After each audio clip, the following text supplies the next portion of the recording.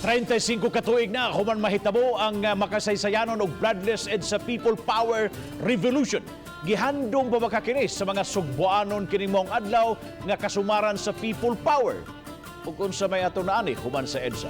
Kani ang report.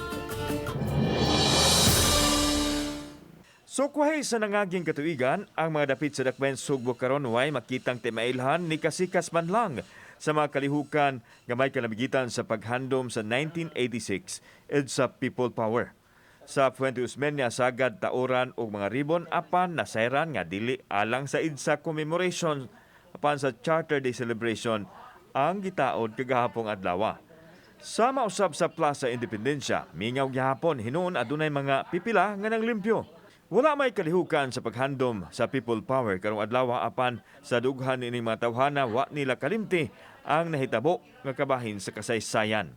Nganong holiday karon? Kuan People Power Revolution. Okay, unsay mahinumduman nimo sa People Power? Katong abot ni kuan ni Korea Aquino. Okay. So, ngayon pa bang i-celebrate na to? Okay pa man sir. Ngayon sir, kay daghan man tong mga tao nga nakuha na tong panahona. Samtang sa Plaza Sugbo naabta namo kini mga candle vendor nga bisan og mingaw ang halin padayon nga nakigbisog sa ilang panginabuhi. Ang EDSA wa gihapon nila makalimti.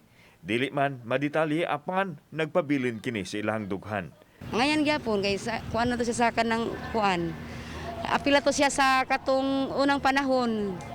Ngayon ang gyapon sir. Para dili malimtan ang mga nangagi nga panghitabo. Samtang ani usa ka grupo sa fraternity ang nagpahigayon sa ilang social responsibility. Nanglimpyo sila sa usa ka dapit sa Barangay Guadalupe nining Dakbayan.